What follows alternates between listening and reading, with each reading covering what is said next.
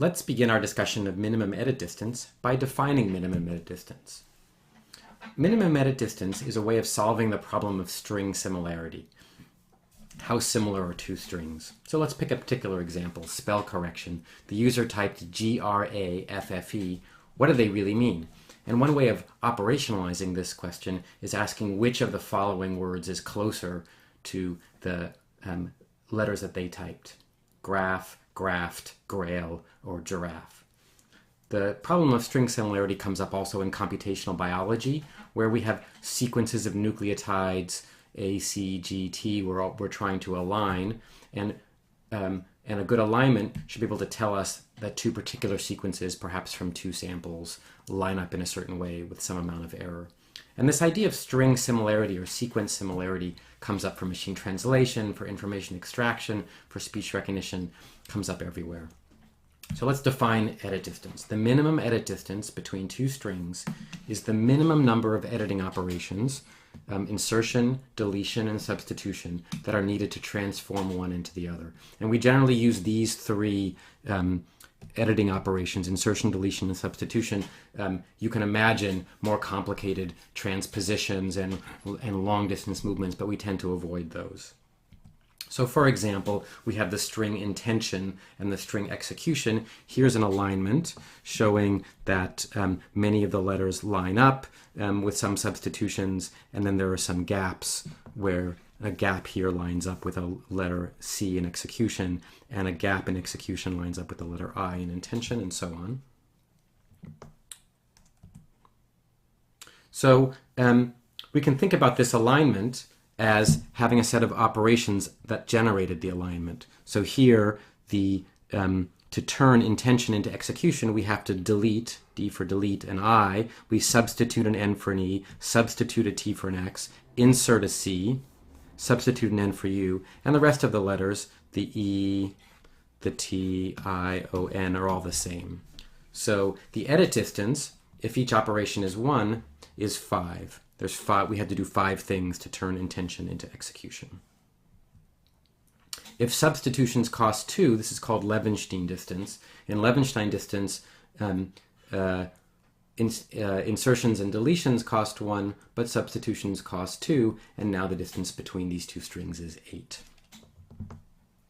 In computational biology, we've seen sequences of bases, and our job is to figure out that this A aligns to this A, and this G to this G, and maybe this T, A and T, and C, A, C, and so on.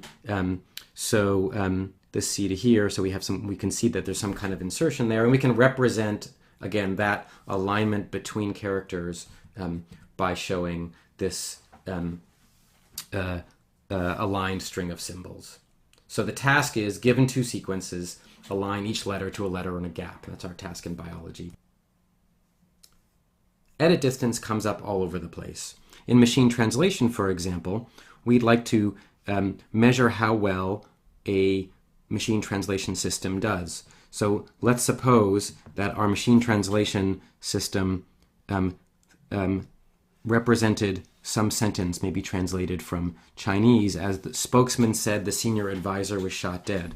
And some human expert translator said it should have been spokesman confirmed senior government advisor was shot.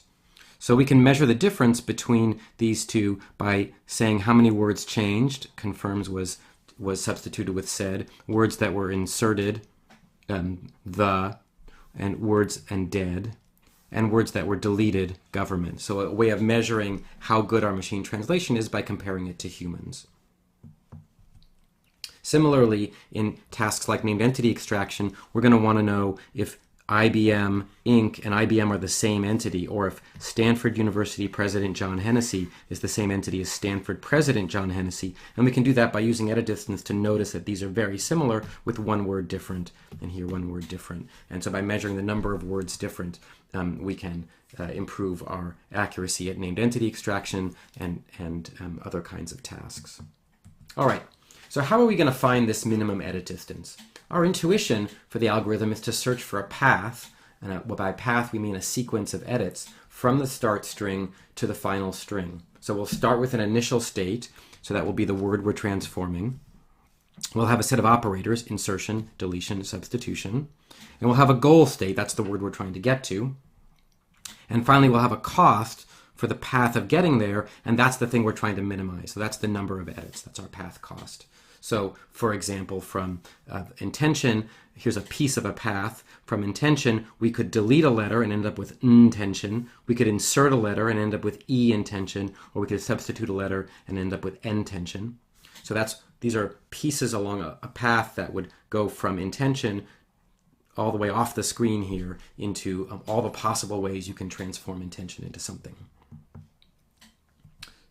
So this space of all possible sequences is enormous. So we can't afford to navigate naively in this sequence.